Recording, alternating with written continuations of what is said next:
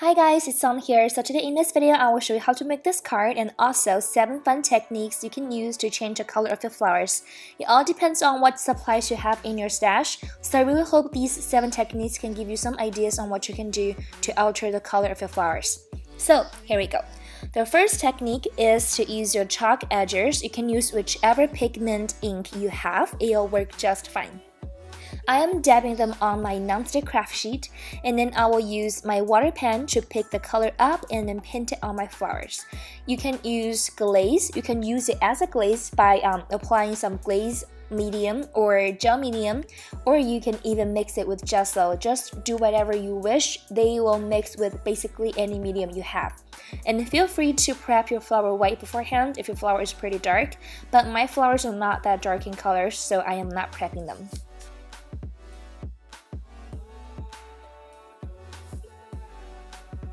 The second technique is the most simple and the most commonly used one, and it's using your spray.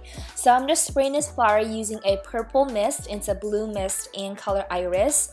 Now I am spraying it several times to get a really nice coverage, but if you're not going for the perfect coverage look, you don't have to worry about misting it so many times. The third technique is to use your alcohol markers.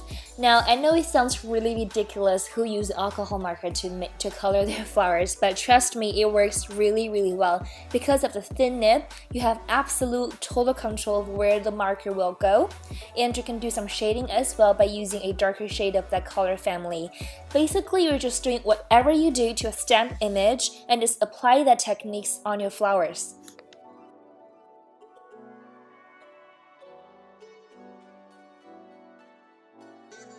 The fourth technique is to use Prima's water-soluble oil pastel.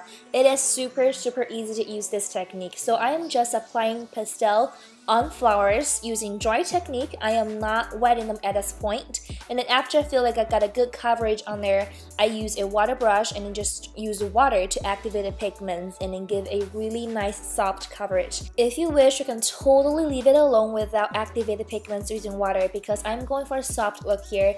That's why I'm doing this. The fifth techniques require your chalk ink or any pigment ink you have and glitters. So what I do is I apply my chalk ink edges on my flower directly. I will not activate the pigments or activate the ink using water or any type of medium, just doing it dry. And then use my gel medium and some glitters to make a glitter paste. Use whatever color you like, just it's all personal preferences. Apply the glitter paste directly to your flower, and after it dries, it gives that really gorgeous shine. Because holidays are coming, and I think this technique is perfect for your holiday projects.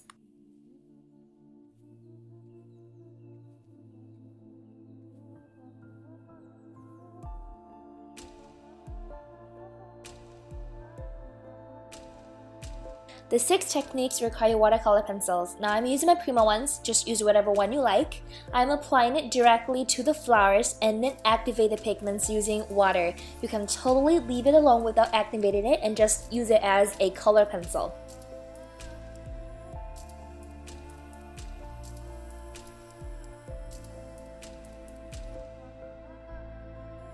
The last technique requires Maca Powder. The 2 you'll see in this video are from Prima because they are so gorgeous and vibrant. I am going to use my water brush to pick up the pigments and spread it over my little berries. You can mix your Maca Powder with gesso, gel medium, or glazing medium to color your flowers, but I am only using water here because it's really simple and easy.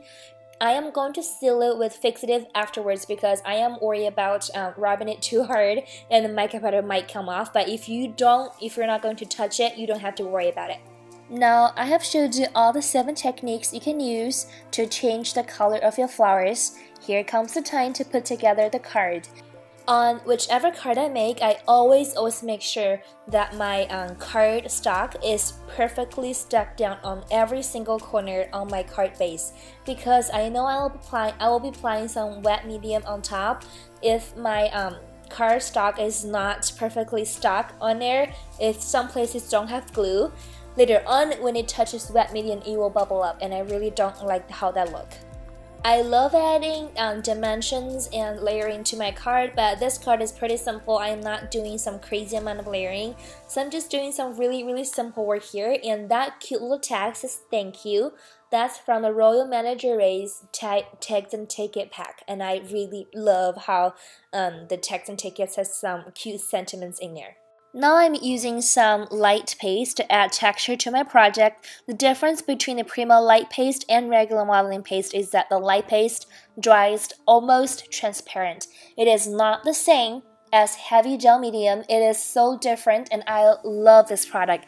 It gives me so many more new ideas and techniques I can play with. I can use it for many things I can't with the regular modeling paste. So I'm using the regular modeling paste now. You can see after it dries how they look really different, how the light paste dries pretty transparent.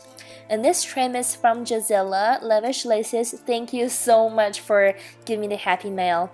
Now I have a really healthy stack of lace I can use on pretty much everything. I am so happy. Thank you so much, Gisela.